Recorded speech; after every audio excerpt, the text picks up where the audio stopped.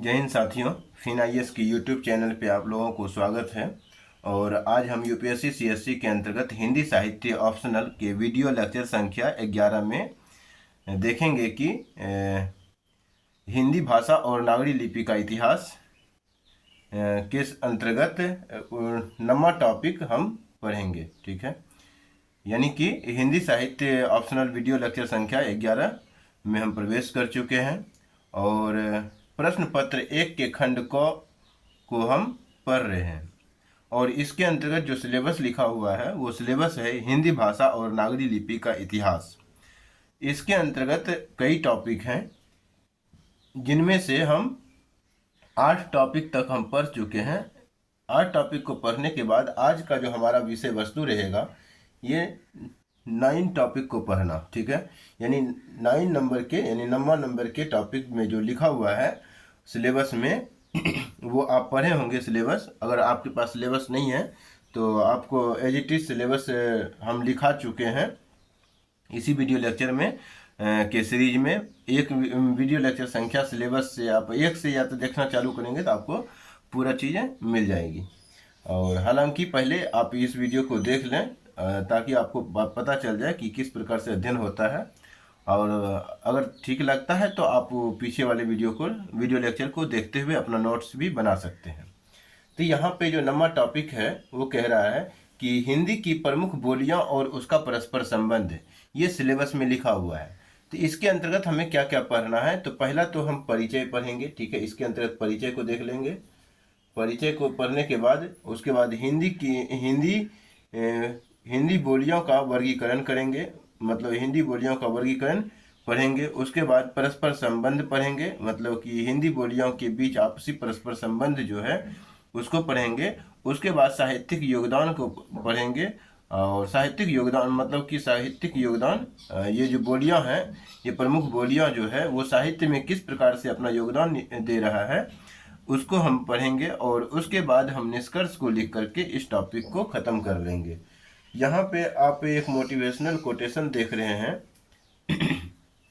अगर कोई शिक्षा पे निबंध आता है 250 मार्क्स का लिखने के लिए यूपीएससी मेंस के अंतर्गत, तो वहाँ पे शिक्षा के निबंध में आप पहले शिक्षा का परिभाषा के अंतर्गत आप इसको कोटेशन के रूप में लिख सकते हैं। शिक्षा व्यक्ति में अंतर्निहित पूर्णता की अभिव्यक्ति है, जो कि एक शिक्षा का जो है एक परिभाषा के रूप में ये पंक्ति परिलक्षित होती है।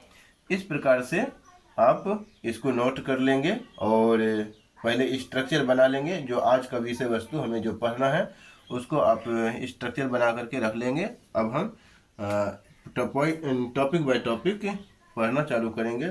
तो पहले हम परिचय को पढ़ेंगे, उसके बाद हिंदी बोलियों का वर्गीकरण पढ़ेंगे, उसके बाद संबंध पढ़ेंगे, उसके बाद साहित्यिक योगदान पढ़ेंगे, उसके बाद निष्कर्ष पढ़ करके हम क्लास को समाप्त कर लेंगे। यही हमारा 1 घंटे का लेक्चर यानी कि 1 घंटे का लेक्चर हो जाएगा। अगर समय बचता है तो थोड़ा हम रिवीजन भी जैसे करते आए हैं वैसे हम रिवीजन भी कर लेंगे।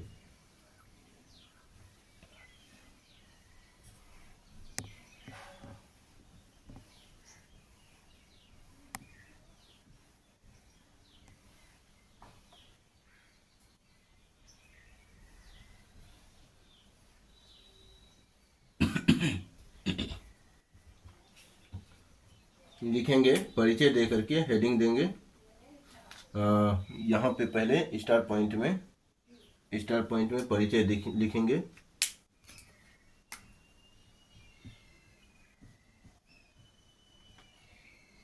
परिचय के अंतर्गत क्या लिखना है कि हिंदी भाषा की सबसे व्यापक रूप से बोली जाने वाली भाषा है। यहाँ पे कि परिचय में क्या लिखेंगे कि हिंदी के बारे में है, तो हिंदी में आपको लिखना है कि हिंदी भारत की सबसे व्यापक रूप से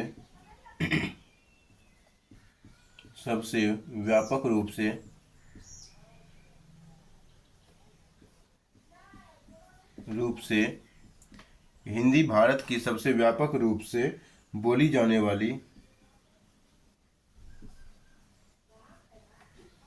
जाने वाली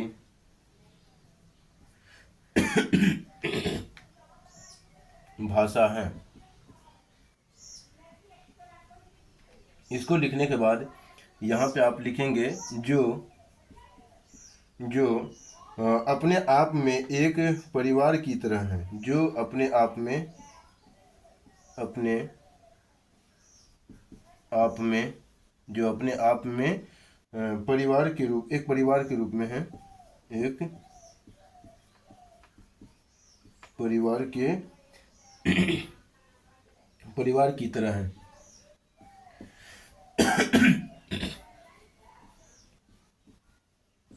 परिवार की तरह है। ठीक। उसके बाद लिखेंगे कि हिंदी भाषा कई बोलियों से मिलकर बनी हुई है। तो ये जो है अपने परिवार की तरह है, तो बोलियों का एक परिवार होता है। तो हिंदी की अपनी प्रमुख कई बोलियां हैं जो कि अपने आप में एक परिवार की तरह है। वही इसी पॉइंट को यहाँ पे हमने लिखा है। तो यहाँ लिखेंगे कि हिंदी भाषा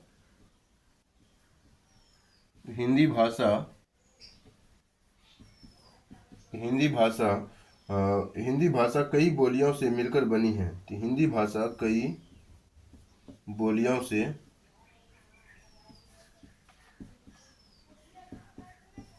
मिलकर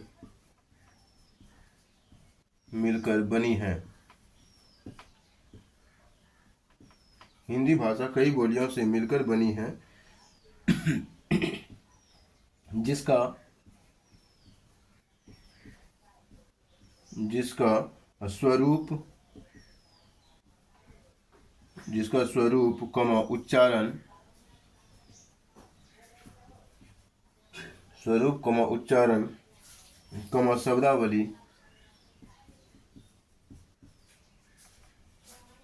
शब्दावली और बोलियां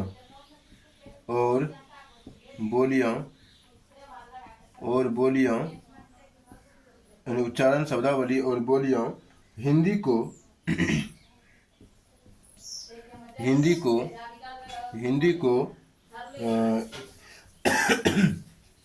उसकी समृद्धि यानी कि समृद्धता को हिंदी को उसकी समृद्धता हिंदी को उसकी समृद्धता,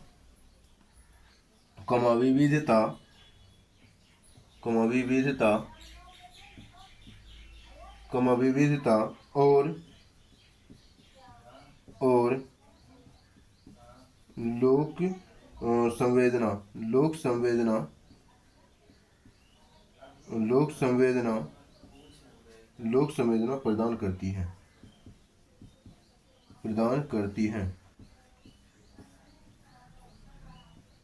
लोक संवेदना प्रदान करती है। तो इस प्रकार से परिचय के अंतर्गत आपने क्या लिखा कि हिंदी भाषा की सबसे व्यापक रूप से बोली जाने वाली हिंदी जो है भारत की सबसे व्यापक रूप से बोली जाने वाली भाषा है, जो अपने आप में एक परिवार की तरह है। हिंदी भाषा कई बोलियों से मिलकर बनी हुई है, जिसका स्वरूप, उच्चारण, शब्दावली, बोलियां हिंदी को उसकी समृद्धता, विविधता और लोक संवेदना प्रदान करती हैं। ठीक है, तो क्या प्रदान करती हिंदी? तो उच्चारण, शब्दावली, बोलियां हिंदी को उसकी समृद्धता, विविधता और लोक संवेदना प्रदान करती है। ठीक है।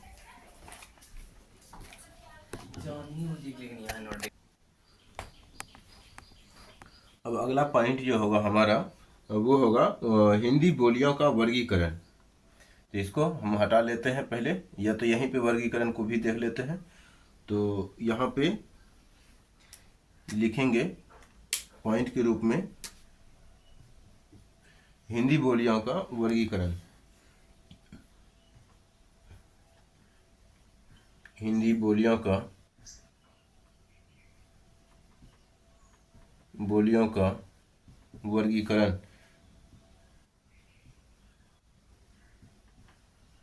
हिंदी बोलियों का वर्गीकरण अगर करेंगे तो प्रमुख रूप से 3 भागों में इसको बांटा जा सकता है। वर्गीकरण का मतलब होता है कितने भागों में बांटा जा सकता है। ठीक है, तो हिंदी को तो यहाँ पहला जो है, आप पहला, दूसरा, तीसरा 3 प्रमुख पॉइंट आप लिखेंगे। इसके अंतर्गत का पॉइंट जो लिखेंगे आप पश्चिमी हिंदी हिंदी की बोलियां लिखेंगे। पश्चिमी हिंदी की बोलियां, पश्चिमी हिंदी की बोलियां। ठीक है, एक मिनट देख लेते हैं थोड़ा सा।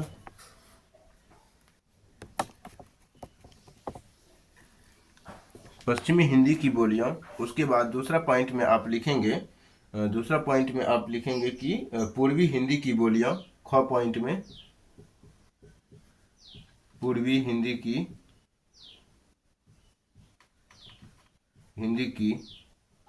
बोलियां, पूर्वी हिंदी की बोलियां।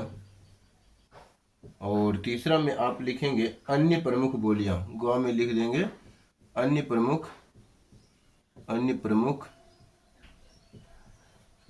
बोलियां। ठीक है, तो अन्य प्रमुख बोलियां लिख देंगे। अब हम क पॉइंट को पहले पढ़ेंगे, ख पॉइंट को उसके बाद पढ़ेंगे, ग पॉइंट को उसके बाद पढ़ेंगे। तो पहले पॉइंट आप देंगे क्या, पश्चिमी हिंदी की प्रमुख बोलियां।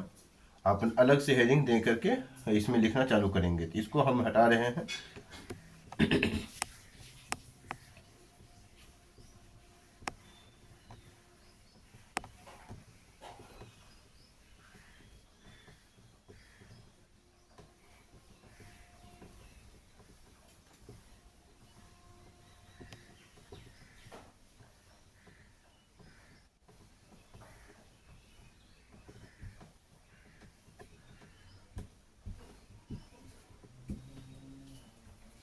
लिखेंगे यहाँ पे आज यहाँ पे कौन यानी कि कौन नंबर पॉइंट आप लिखेंगे। क पॉइंट में आपको लिखना है कि पश्चिमी हिंदी की प्रमुख बोलियां। अलग से हेडिंग आपको बोले थे देने के लिए। पश्चिमी हिंदी की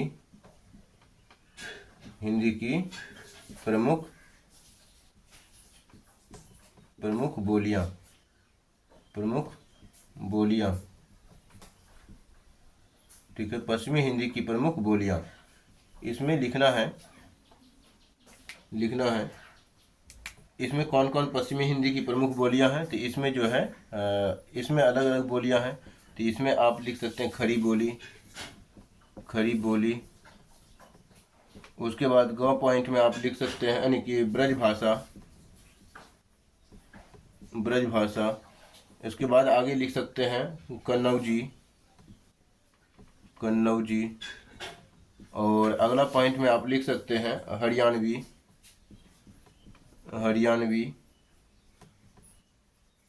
उसके बाद अगला पॉइंट में आप लिख सकते हैं बुंदेली।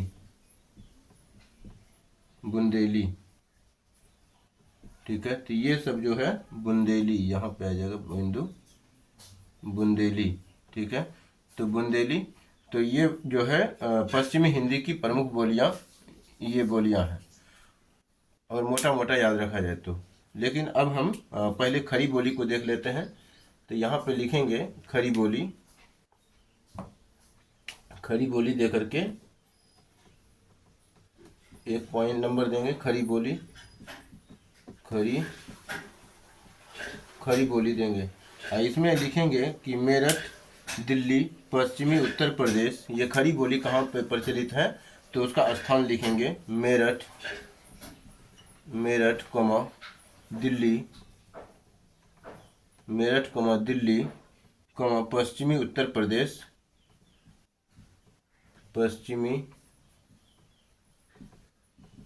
प्रदेश, पश्चिमी उत्तर प्रदेश में बोली जाती हैं, बोली जाती है। ठीक है, यही आधुनिक मानक हिंदी की आधारभूत बोली है। यही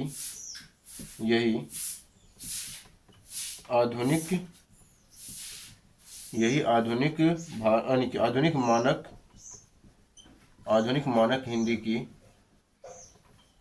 की प्रमुख या हिंदी की आधारभूत बोली है। आधारभूत बोली हैं, बोली है। ठीक है, तो ये खड़ी बोली हो गया।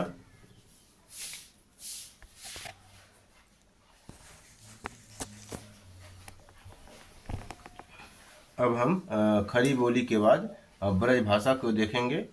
तो ब्रज भाषा के लिए आप टॉपिक दे करके दूसरा पॉइंट दे करके ब्रज भाषा के बारे में लिखेंगे। ब्रज भाषा, ठीक है। इसमें क्या लिखना है आपको, यानी कि इसके भी, यानी कि इसका जो है क्षेत्र लिख देंगे कि किस क्षेत्र में ब्रज भाषा की जो प्रचलन है वो लिखेंगे। तो मथुरा,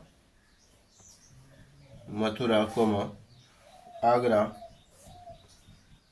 मथुरा कोमा आगरा कोमा अलीगढ़, अलीगढ़, उसके बाद लिखेंगे अलीगढ़ आदि, मतलब कुछ एग्जाम्पल दे देना है जो कि ज़्यादा प्रचलन में है। तो आदि में प्रचलित हैं, प्रचलित चलित हैं। ठीक है, और सेमी कोलम दे करके, मतलब कि सेमी कोलम दे के लिखेंगे यह प्रेम और भक्ति काव्य की प्रमुख भाषा रही है। यह प्रेम और भक्ति काव्य की भाषा रही, यानी कि काव्य की प्रमुख भाषा रही है, भाषा रही है। ठीक है, तो ये पॉइंट हो गया ब्रज भाषा के बारे में। उसके बाद आप तीसरा पॉइंट आप दे करके लिखेंगे कन्नौजी। तीसरा पॉइंट यहीं पे आप लिख करके दे देंगे कन्नौजी। कन्नौजी में आपको लिखना है, कन्नौजी यहाँ पे लिखा हुआ है, नहीं समझ में आए तो यहाँ पे आप देख करके लिख सकते हैं। कन्नौजी के बारे में लिखेंगे कानपुर, इटावा, फर्रुखाबाद आदि क्षेत्रों में बोली जाती हैं। क्या लिखेंगे, कानपुर,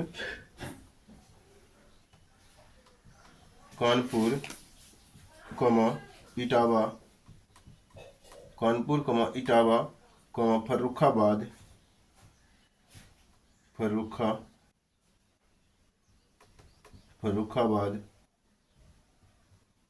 फर्रुखाबाद आदि क्षेत्रों में, आदि क्षेत्रों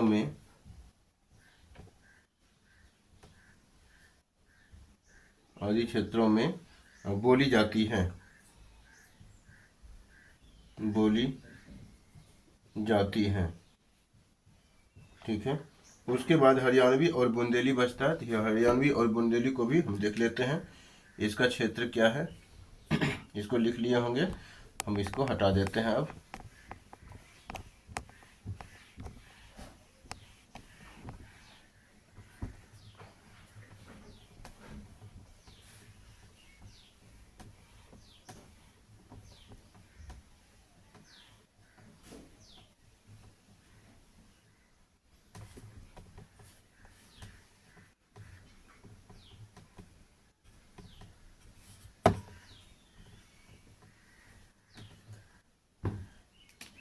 लिखेंगे हरियाणवी, चौथा पॉइंट हो जाएगा ये हमारा। हरियाणवी के अंतर्गत लिखेंगे हरियाणवी या बांगड़ी बोली बोलते हैं हरियाणवी को,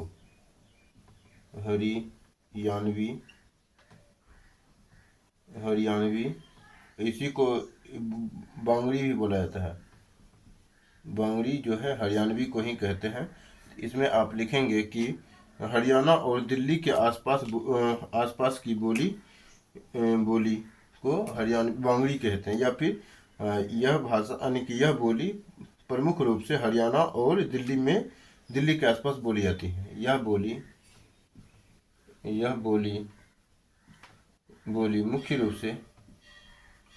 मुख्य रूप से हरियाणा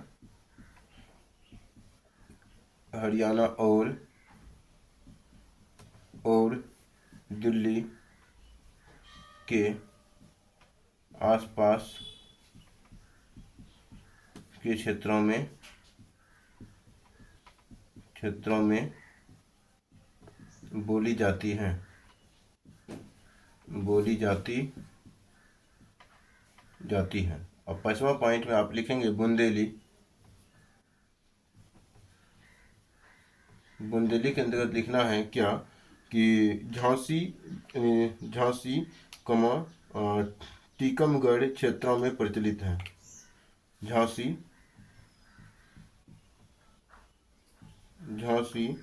एवं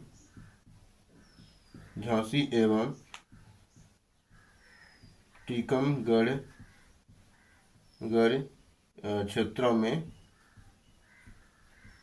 क्षेत्रों में यह बोली प्रचलित है।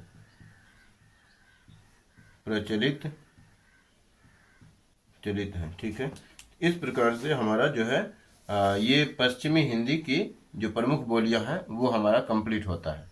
ठीक, अब हम बढ़ते हैं आगे और देख लेते हैं पूर्वी हिंदी की बोलियां कौन कौन से हैं।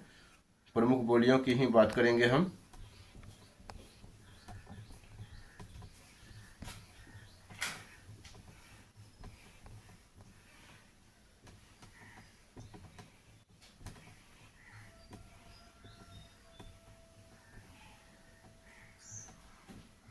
पश्चिमी हिंदी को क पॉइंट में लिए थे और पूर्वी हिंदी को हम ख पॉइंट में लिखेंगे। ख पॉइंट के अंतर्गत आपको लिखना है कि पूर्वी हिंदी की बोलियां, पूर्वी हिंदी की बोलियां, पूर्वी हिंदी की बोलियां। ठीक, बोलियां ऐसे भी लिख सकते, ठीक ही था, बोलियां। ठीक है, पूर्वी हिंदी की बोलियां। तो यहाँ पे क्या लिखना है, पूर्वी हिंदी की बोलियों में कौन कौन सी बोली आएगा। तो अवधी आएगा, एक अवधी आएगा। दूसरा क्या आएगा, तो दूसरा बघेली आता है। बघेली यानी हिंदी की कई बोलियां हैं, तो अवधी, बघेली, छत्तीसगढ़ी भी आएगा। छत्तीसगढ़ी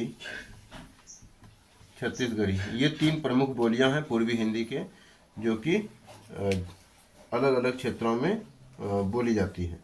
तो पहला जो हम अवधि को उठा रहे हैं, लिखेंगे 1 नंबर देके अवधि के बारे में लिखना है। तो क्या लिखेंगे कि अयोध्या, लखनऊ, प्रतापगढ़, फौजाबाद क्षेत्रों में बोली जाती हैं। लिखेंगे अयोध्या,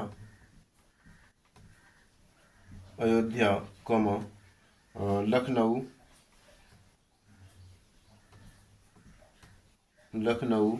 अयोध्या, लखनऊ, प्रतापगढ़,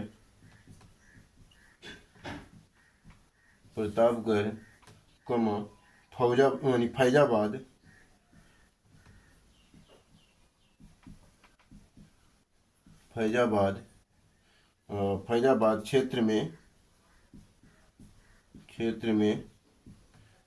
बोली जाती है।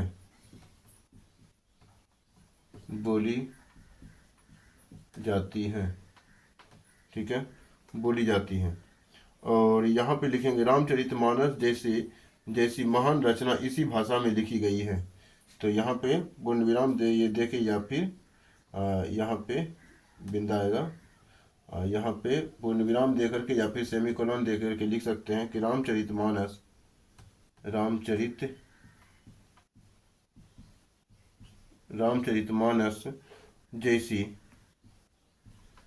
जैसी महान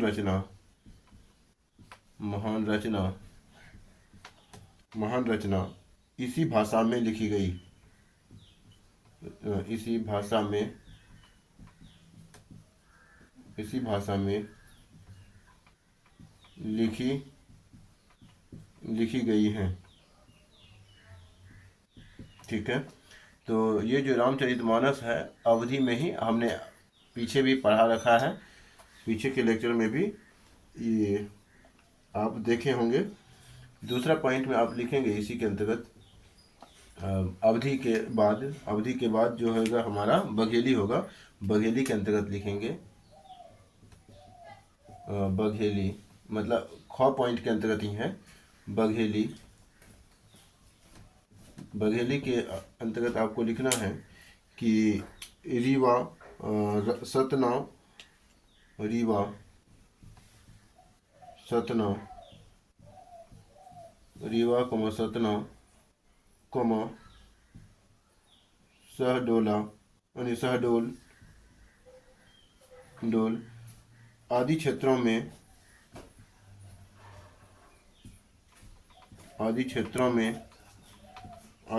में बोली जाती हैं,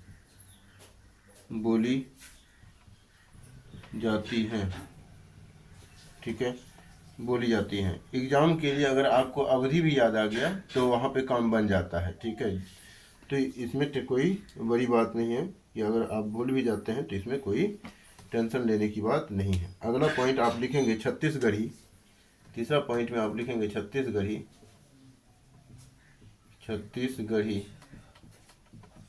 छत्तीसगढ़ी के अंतर्गत आपको बताना है कि छत्तीसगढ़ राज्य में प्रमुख बोली है, छत्तीसगढ़ राज्य की प्रमुख बोली है। यह बोली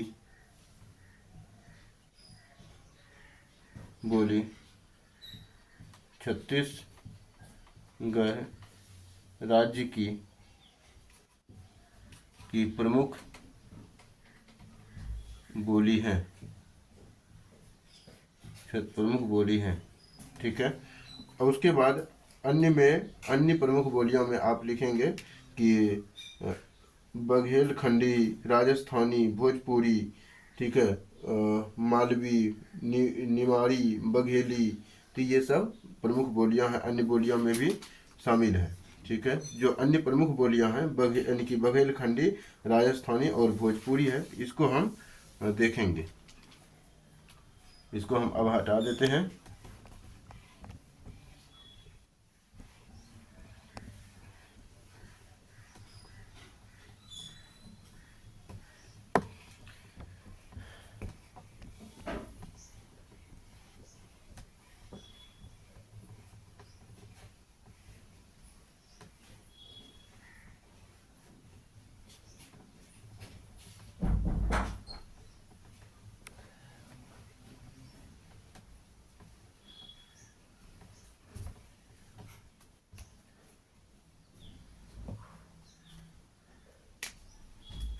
लिखेंगे अन्य प्रमुख बोलियां। गो पॉइंट में आएगा ये क पॉइंट हो गया, ख पॉइंट भी हो गया हमारा कंप्लीट। गो पॉइंट में क्या था, तो अन्य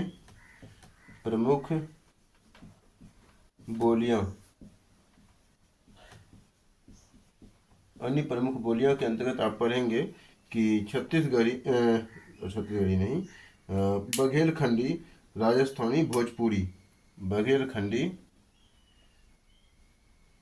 तो यहाँ पे लिख देते हैं बघेलखंडी।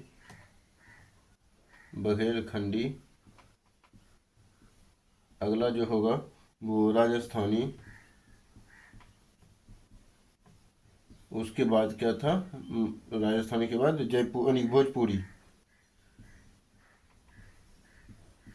ठीक है, तो भोजपुरी। ये सब प्रमुख बोलियां हैं। और यहाँ पे आप लिख सकते हैं क्या, तो यहाँ पे आप लिखेंगे पहले बघेलखंडी के बारे में लिखेंगे कि मध्य प्रदेश के बघेलखंड क्षेत्र में बोली जाती है बघेलखंडी। तो ये जो है लिखेंगे मध्य प्रदेश के, या तो अलग पॉइंट ही दे करके लिखेंगे बघेलखंडी। बघेलखंडी के अंतर्गत आपको लिखना है कि ये मध्य प्रदेश के बघेलखंड में बोली जाती है। यह मध्य प्रदेश के बघेलखंड में प्रचलित है। उसके बाद दूसरा पॉइंट में आप लिखेंगे राजस्थानी के अंतर्गत लिखेंगे यह राजस्थान यानी कि यह मारवाड़ी, मेवाड़ी, शेखावटी आदि उपबोलियों सहित उपबोलियों सहित राजस्थानी में जो आता है, मतलब कई बोलियां इसमें शामिल हैं जो कि राजस्थान से संबंधित हैं। तो मारवाड़ी, मेवाड़ी, शेखावटी आदि उपबोलियां सहित राजस्थानी राजस्थान की प्रमुख बोलियां में प्रमुख हैं। यहाँ पे लिखेंगे यह राजस्थान राजस्थान के प्रमुख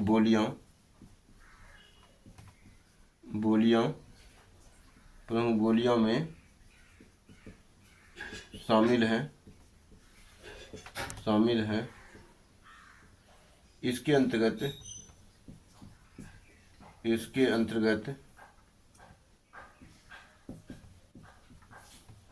अंतर्गत कई अन्य प्रमुख उपबोलियां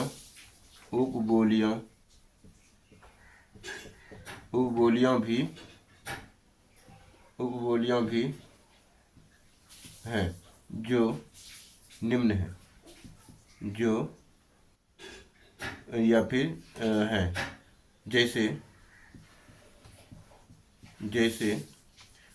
लिखेंगे कि अभी बताए, जैसे आप लिखेंगे कि उत्तर पूर्व यानी कि यह राजस्थानी के अंतर्गत लिखेंगे मारवाड़ी, जैसे मारवाड़ी कॉमा मेवाड़ी कॉमा शेखावटी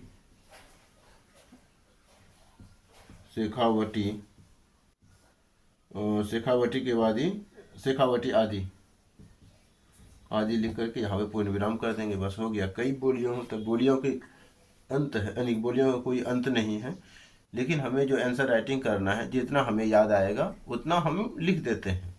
तो जैसे अन्य प्रमुख बोलियों में बघेली है, यानी कि बघेलखंडी है, राजस्थानी है, भोजपुरी है, तो तीसरा में आप भोजपुरी भी लिख देंगे, भोजपुरी के बारे में भी, ठीक है। तो मैथिली एक भाषा है, ठीक है, बोली नहीं है, ये ध्यान में रखिएगा।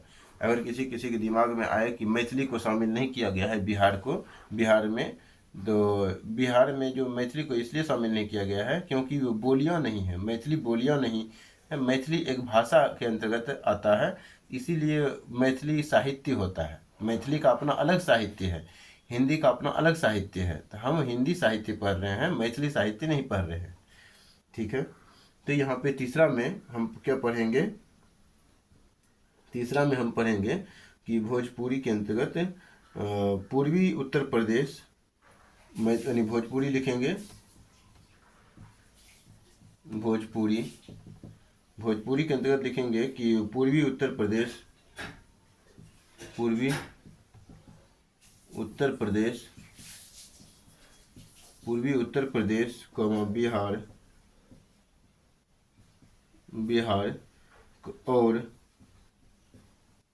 बिहार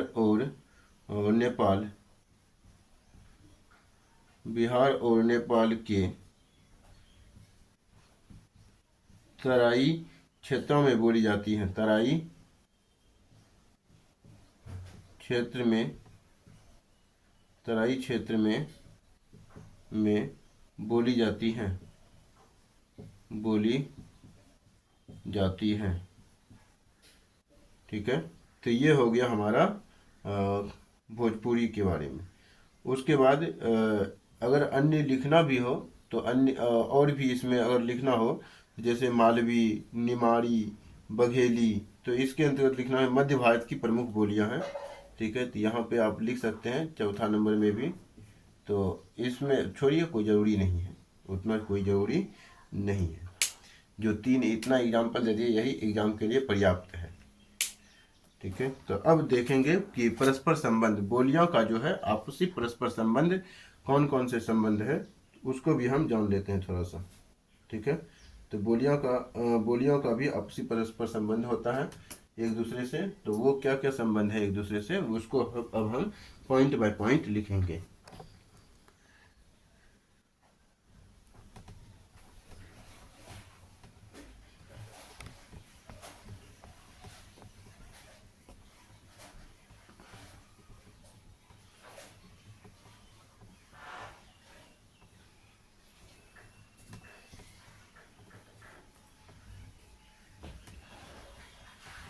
जैसे स्टार पॉइंट में आप हेडिंग देते आ रहे थे, वैसे ही आप पुनः स्टार पॉइंट दे करके हेडिंग देंगे कि परस्पर संबंध, हिंदी बोलियों का आपस में परस्पर संबंध।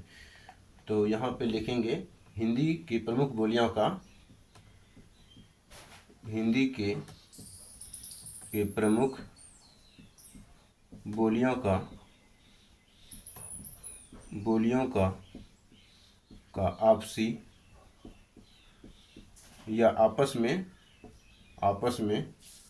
परस्पर संबंध।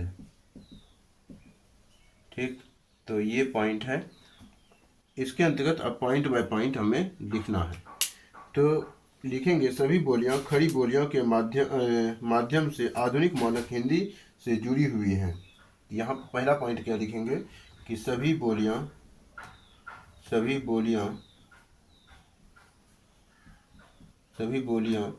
बोलियों में यही लगाएंगे, ठीक रहेगा। सभी बोलियां ऐसे ही लगाएंगे। तो सभी बोलियों खड़ी बोली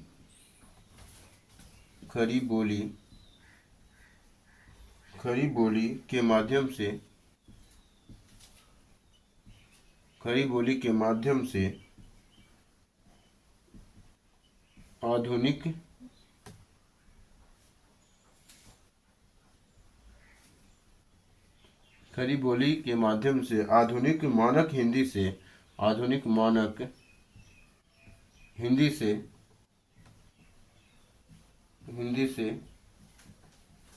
जुड़ी हुई हैं।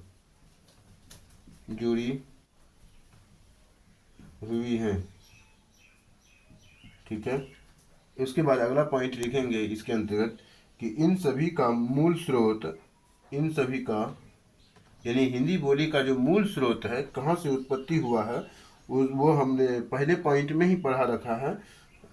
ये 9वां पॉइंट हम पढ़ रहे हैं। पहले पॉइंट में हमने पढ़ा रखा है कि हिंदी की जो उत्पत्ति है, अपभ्रंश से अवहट से जो है, उसका कार्यक्रम देखते हुए हम आगे बढ़े थे। तो यहाँ पे वही लिखा हुआ है कि यानी कि वही हम बताने जा रहे हैं कि इन सभी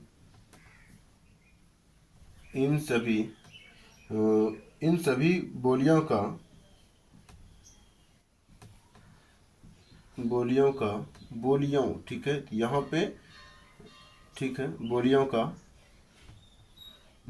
का इन सभी बोलियों का आपसी परस्पर संबंध, या फिर ऐसे भी लिख सकते हैं इन सभी बोलियों का मूल स्रोत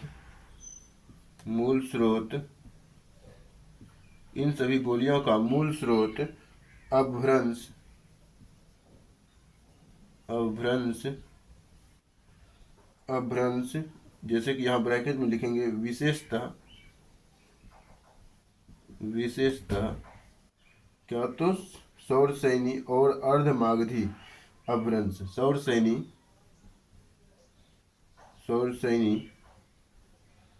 सौरसैनी और अर्धमागधी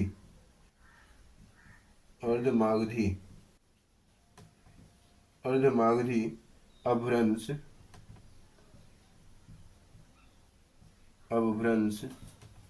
अर्धमागधी अभ्रंश माना जाता है। ठीक, इसके आगे लिखेंगे बोलियों में शब्दावली, उच्चारण और व्याकरण में बोलियों में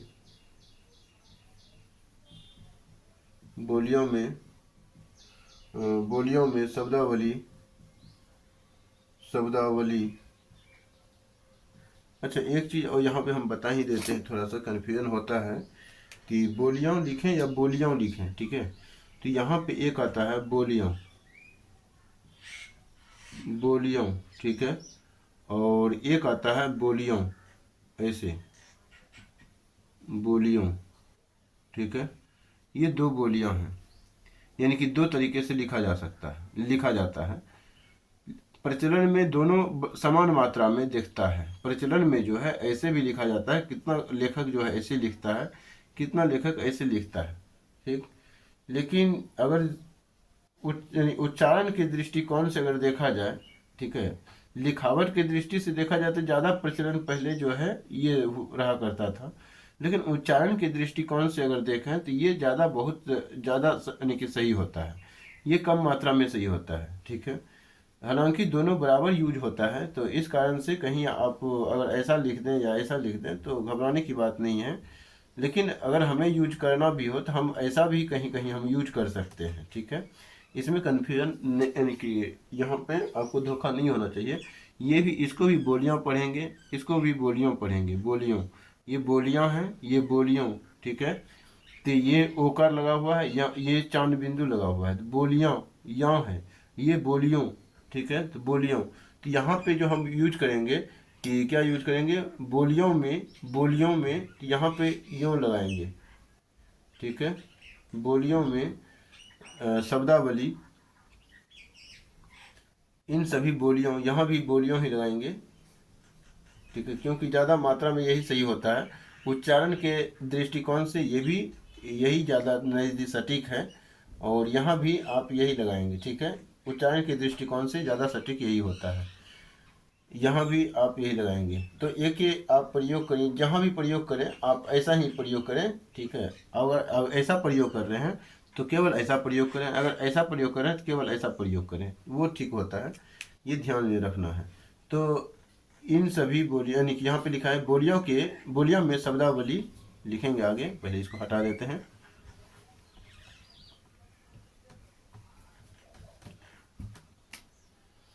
बोलियों में शब्दावली कोमा उच्चारण, बोलियों में शब्दावली कोमा उच्चारण और व्याकरण में, और व्याकरण में, और व्याकरण में अंतर होते हैं, अंतर होते हुए भी, अंतर होते हुए भी, अंतर होते हुए भी, भाव और संरचना होते हुए भी, भाव और संरचना, भाव और संरचना, संरचना की, भाव और संरचना की समानता, भाव और संरचना की समानता पाई जाती है, पाई जाती है। ठीक है, अब यहाँ पे देखेंगे पाई ऐसे भी लिखा जाता है, एक लिखा जाता है पाई। ठीक है, ऐसे भी लिखा जाता है, ये इसको भी पाई पढ़ेंगे, इसको भी पाई पढ़ेंगे। ठीक है, तो पाई ज़्यादा प्रचलन में उच्चारण के नज़दीक ये है, तो इसी कारण से इसको ज़्यादा लिखा जाता है। ये पाई है, ये पाई, दोनों को, हालांकि उच्चारण जो है दोनों में समान है। यही हिंदी की जो है एक मतलब कि त्रुटियां हैं, हिंदी की कमियां हैं कि उच्चारण में जो है सटीकता पाया जाता है, जिससे कि लिखावट में थोड़ा कन्फ्यूजन पैदा करता है। ठीक है, तो ये यही लिखेंगे, ज़्यादा सही रहेगा। और जैसे कि गए, चले गए। ठीक है, चले गए, गए ऐसे लिखते हैं, फिर चले, चले गए, ये देख रहे हैं, गए यहाँ पे, गए यहाँ पे, ये दोनों जो है चले गए, तो ये जो ज़्यादा सटीक है, उच्चारण के नज़दीक है।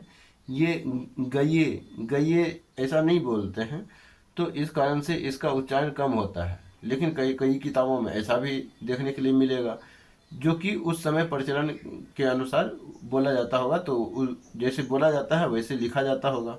तो इस कारण से अब जो हमारा विकसित रूप है, ये विकसित रूप है, ज़्यादा प्रचलन में ये है, और ये उच्चारण के ज़्यादा नज़दीक है, तो गए के रूप में ऐसे लिखेंगे। ठीक है, तो ये भी अब हम व्याकरणिक जो अशुद्धि होता है वो भी हम बताते चलेंगे, ताकि कोई कन्फ्यूजन लिखने में भी पैदा ना हो। क्लास के साथ साथ व्याकरणिक अशुद्धियों को भी अब हम देखते चले जाएंगे। तो क्या लिखा हमने, बोलियों में शब्दावली, उच्चारण और व्याकरण में अंतर होते हुए भी भाव और संरचना की समानता पाई जाती है।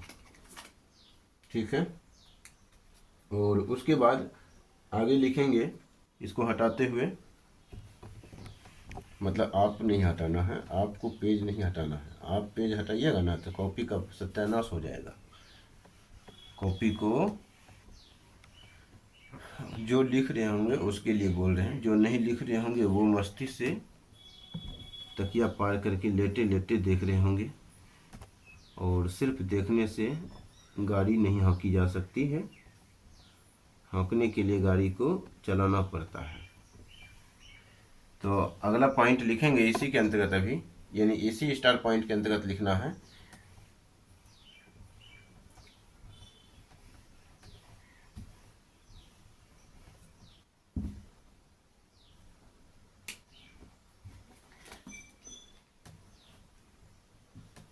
लिखेंगे कि साहित्य, फिल्म, लोकगीत, साहित्य फिल्म लोकगीत, साहित्य, फिल्म, लोकगीत और मीडिया के माध्यम से, और मीडिया के माध्यम से, मीडिया के माध्यम से मीडिया के माध्यम से इन बोलियों का आपसी प्रभाव निरंतर बढ़ रहा है। माध्यम से इन बोलियों का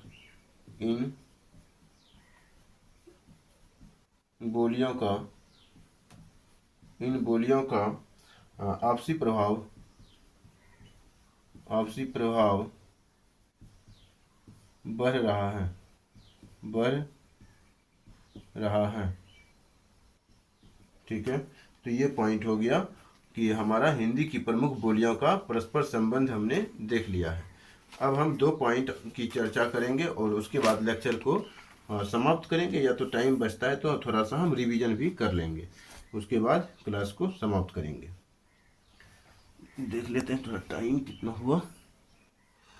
अभी टाइम है, 2 पॉइंट कंप्लीट हो सकता है।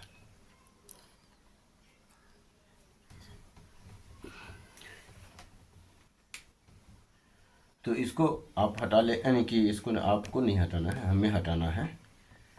तो आगे हम बढ़ेंगे अगला पॉइंट के रूप में।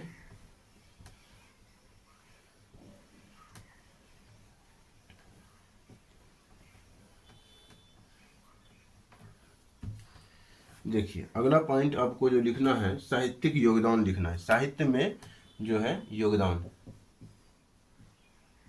साहित्यिक योगदान हम पढ़ क्या रहे हैं, तो हिंदी भाषा और नागरी लिपि के इतिहास के अंतर्गत नंबर टॉपिक पढ़ रहे हैं, और नंबर टॉपिक में लिखा है हिंदी की प्रमुख बोलियां के बारे में। तो हिंदी की जो प्रमुख बोलियां हैं उसका साहित्यिक योगदान क्या है, तो उसके बारे में अभी हम जानेंगे। तो लिखेंगे, ब्रज भाषा में सूरदास और रसखान जैसे भक्त कवि हुए। इसके अंतर्गत लिखेंगे सूरदास, यानी ब्रज भाषा में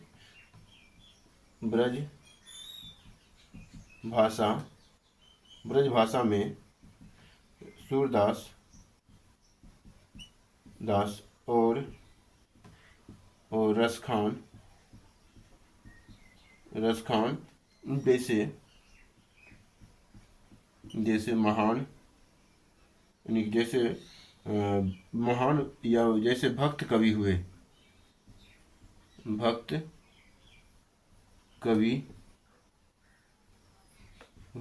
जो साहित्य में अपना योगदान, जिन्होंने अपनी रचना के माध्यम से साहित्यिक योगदान दिया हुए, जिन्होंने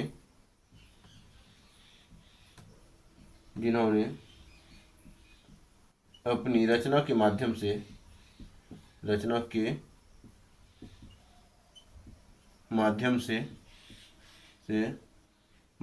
साहित्यिक योगदान,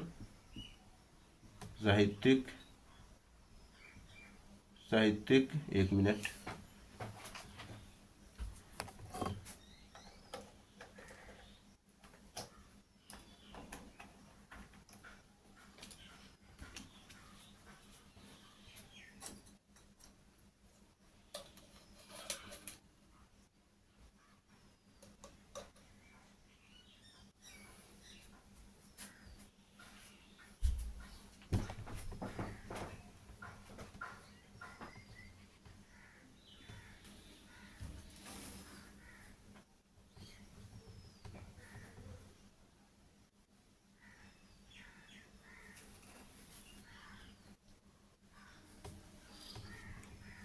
अपनी रचना के माध्यम से साहित्यिक योगदान साहित्यिक योगदान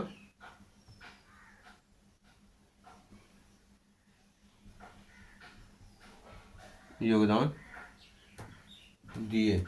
ठीक है, तो पहला पॉइंट ये हो गया। उसके बाद अगला पॉइंट लिखना है कि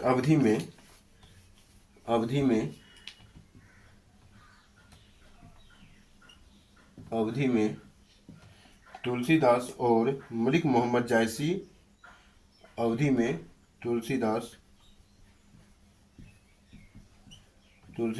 और मलिक मोहम्मद जायसी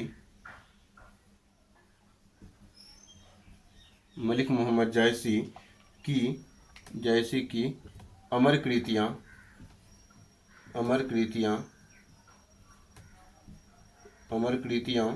साहित्यिक योगदान दे रही हैं। साहित्यिक योगदान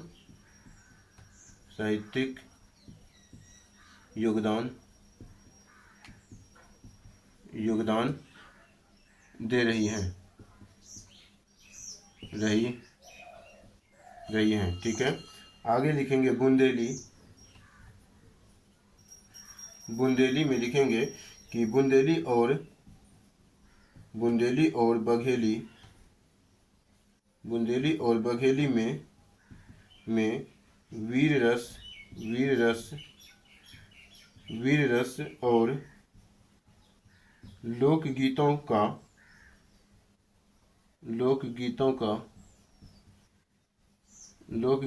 का समृद्ध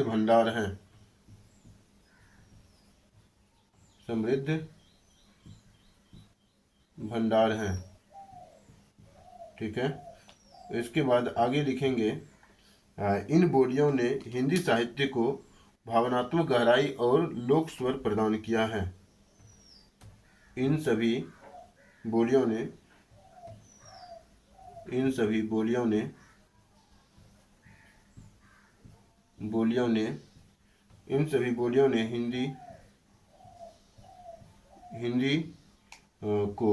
हिंदी साहित्य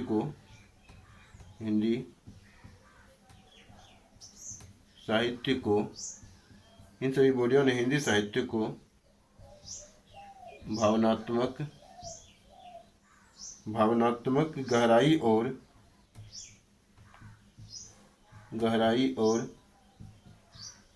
भावनात्मक गहराई और लोक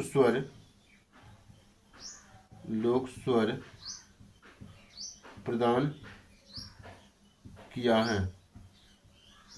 प्रदान किया है। ठीक है, प्रदान किया है। उसके बाद अगला जो पॉइंट होगा, हमारा लास्ट पॉइंट होगा, वो निष्कर्ष के रूप में होगा। निष्कर्ष लिख करके हम समाप्त कर देंगे इस लेक्चर को, और टाइम के अनुसार हम आगे बढ़ रहे हैं और टाइम के अनुसार हम टॉपिक को भी ख़त्म करते जा रहे हैं। साहित्यिक योगदान भी हमारा हो गया, हिंदी की प्रमुख बोलियां का। अब देखिए, हमारे आसपास प्रचार चल रहा है। ठीक है, तो प्रचार पे थोड़ा ध्यान नहीं देना है। अब प्रचार तो ऐसे देते रहता है, गांव घर में ऐसे ही कौवा का आवाज़ आएगा, कभी बकरी का आवाज़ आएगा, कभी गाय का भी आवाज़ आ सकता है, कभी पक्षी का आवाज़ आ सकता है। ठीक है, अलग अलग आवाज़ जो है, यही हमारा प्राकृतिक टोन है। ठीक है, इसके लिए आपको टेंशन नहीं लेना है। आपको अपने अनुसार जो है, मतलब पर्यावरण के अनुसार ढलना है। एक एआई संपत्ति नहीं बनना है। ठीक है, अगर एआई संपत्ति बनना है तो फिर एआई बोर्ड के पास जाइए और एआई रोबोट से पढ़ना चालू कीजिए। तो हम यहाँ पे क्या लिखेंगे? निष्कर्ष लिखेंगे, और निष्कर्ष के अंतर्गत हम लिखेंगे क्या कि हिंदी की बोलियां उसकी आत्मा है। हिंदी की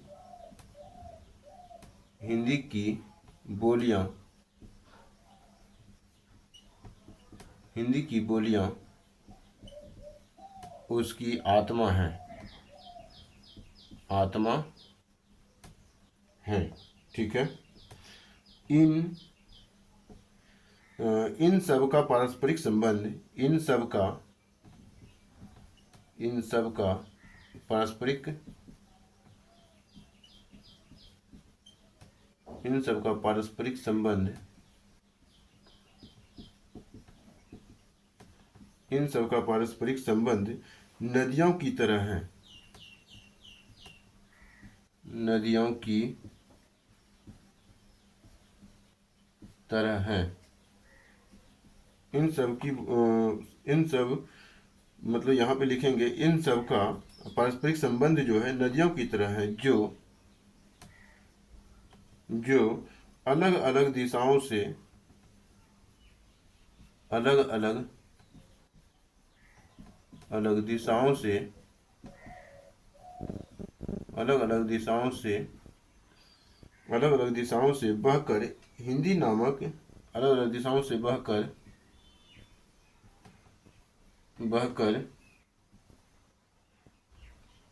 अलग अलग दिशाओं से बहकर हिंदी के या हिंदी नामक अलग अलग दिशाओं से बहकर हिंदी नामक लिख दीजिए, अच्छा रहेगा। हिंदी नामक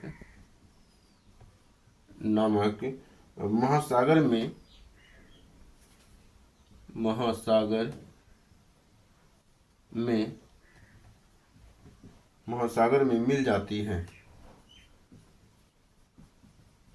मिल जाती हैं। इन बोलियों ने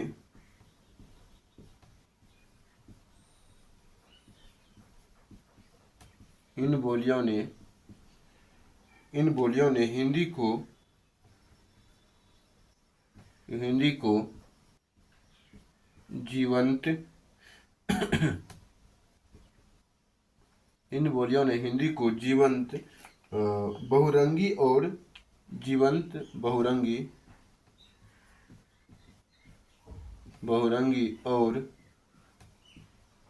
बहुरंगी और जनजीवन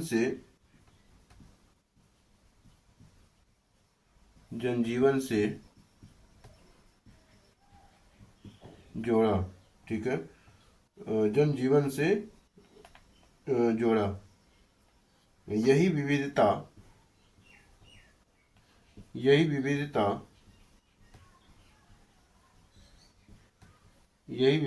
हिंदी की वास्तविक शक्ति और सुंदरता है। हिंदी की वास्तविक शक्ति और सुंदरता है।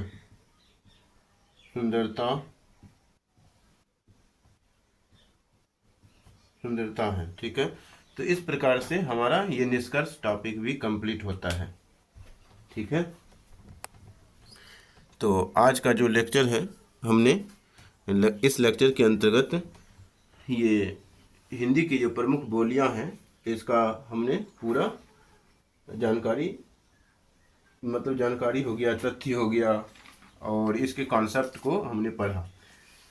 तो अगर थोड़ा सा हम परिचय करवाएं, यानी कि थोड़ा सा हम रिवीजन करवाएं, तो पहला जो पॉइंट हमने यानी पहले जो हमने टॉपिक उठाया था, क्या उठाया था कि हिंदी की प्रमुख बोलियां और उसका परस्पर संबंध, ये हम टॉपिक उठाया था। और परिचय के अंतर्गत हमने बताया कि हिंदी भारत की सबसे व्यापक रूप से बोली जाने वाली भाषा है, जो अपने आप में एक भाषा परिवार की तरह है। हिंदी भाषा जो है कई बोलियों से मिलकर बनी हुई है, और जिसका स्वरूप, उच्चारण, शब्दावली, लहजा भिन्न होते हुए भी एक दूसरे से गहराई से जुड़े हुए हैं। आप जैसे लिखे हैं वैसे ही रहने देंगे, आप उसमें कोई तोड़ जोड़ नहीं करेंगे। ये हम रिवीजन करवा रहे हैं, तो हो सकता है कोई शब्द नया शब्द भी बोला जाए, कोई शब्द अलग तरीके से भी बोला जा सकता है, तो ऐसे हम रिवीजन करवा रहे हैं। तो यहाँ पे उच्चारण, शब्दावली, लहजा भिन्न होते हुए भी एक दूसरे से गहराई से जुड़े हुए हैं। ये बोलियां हिंदी को उनकी समृद्धता, विविधता और लोक संवेदना प्रदान करती हैं। फिर हमने हिंदी की बोलियों का वर्गीकरण को देखा। तो इसमें हमने क्या देखा, पश्चिमी हिंदी की बोलियां देखा, पूर्वी हिंदी की बोलियां देखा, अन्य बोलियां भी हमने देखा। तो पश्चिमी हिंदी की बोलियों की अगर हम बात करें तो खड़ी बोली है, ब्रजभाषा है, कन्नौजी है, हरियाणवी है, बुंदेली है। और खड़ी बोली की अगर हम बात करें तो ये मेरठ, दिल्ली, पश्चिमी उत्तर प्रदेश में बोली जाती हैं। यही आधुनिक मानक हिंदी की जो है आधारभूत बोली भी है। खड़ी बोली को मानक हिंदी की आधारभूत बोली के रूप में जाना जाता है। उसके बाद हमने ब्रजभाषा को के बारे में पढ़ा कि ब्रजभाषा जो है ये मथुरा, आगरा, अलीगढ़ आदि में प्रचलित है। ये प्रेम और भक्ति काव्य की प्रमुख भाषा रही है। इसके बाद हम तीसरा पॉइंट में हमने पढ़ा कि कन्नौजी आता है। कानपुर, इटावा, फर्रुखाबाद आदि क्षेत्रों में कन्नौजी बोली बोली जाती है। हरियाणवी की बात करें तो इसको बांगड़ी के नाम से भी जाना जाता है। हरियाणवी और दिल्ली के आसपास की बोली को हम हरियाणवी के रूप में जानते हैं, हरियाणवी के रूप में देखते हैं। बुंदेली की अगर हम बात करें तो ये झांसी, टीकमगढ़ आदि क्षेत्रों में प्रचलित हैं। और उसके बाद पूर्वी हिंदी की बोलियों की अगर हम बात करते हैं तो अवधी, बघेली और छत्तीसगढ़ी ये 3 प्रमुख बोलियां थी। तो जिसमें अवधी की अगर बात करें तो रामचरितमानस जैसी महान रचना जो है इसी भाषा में लिखी गई है। और अवधी जो है अयोध्या, लखनऊ, प्रतापगढ़, फैजाबाद जैसे क्षेत्रों में बोली जाती है। और बघेली की अगर हम बात करें तो रीवा, रत्ना, शहडोल आदि क्षेत्रों में ये बोली बोली जाती हैं। और छत्तीसगढ़ी की बात है तो छत्तीसगढ़ राज्य की ये प्रमुख बोलियां हैं, तो इसमें कोई कहने की बात ही नहीं है। और अन्य प्रमुख बोलियों की बात करें तो बघेलखंडी है, राजस्थानी है, भोजपुरी है। तो इसकी बात भी हमने किया था, लेक्चर के अंतर्गत पढ़ा था कि बघेलखंडी जो है मध्य प्रदेश के बघेलखंड क्षेत्र में बोली जाती है। राजस्थानी जो है यानी कि मारवाड़ी, मेवाड़ी, शेखावटी आदि की उपबोलियां इसमें शामिल किया जाता है। और ये राजस्थान की प्रमुख बोलियां हैं राजस्थानी। और भोजपुरी की बात करें तो पूर्वी उत्तर प्रदेश, बिहार में भी भोजपुरी बोली जाती हैं। और बिहार की तो सबसे प्रमुख बोली के रूप में बोली जाती है भोजपुरी। और साथ साथ पूर्वी उत्तर प्रदेश में भी भोजपुरी बहुत प्रमुखता से बोली जाती है। नेपाल के तराई क्षेत्रों में भी जो है भोजपुरी का प्रचलन है, इतना ध्यान रखेंगे। नेपाल, पूर्वी उत्तर प्रदेश और बिहार। फिर यहाँ पे है कि परस्पर संबंध की बात करें तो परस्पर संबंध के अंतर्गत हमने आपको बताया था कि सभी बोलियां खड़ी बोली के माध्यम से आधुनिक मानक हिंदी से जुड़ी हुई हैं। इन सभी का मूल स्रोत जो है अभ्रंश जैसे कि सौरसेनी और अर्धमागधी अभ्रंश माना जाता है। और इसके अंतर्गत हमने बताया कि बोलियों में शब्दावली, उच्चारण और व्याकरण में अंतर होते हुए भी भाव और संरचना की समानता पाई जाती है इन सभी बोलियों में। यही इसके परस्पर संबंध है।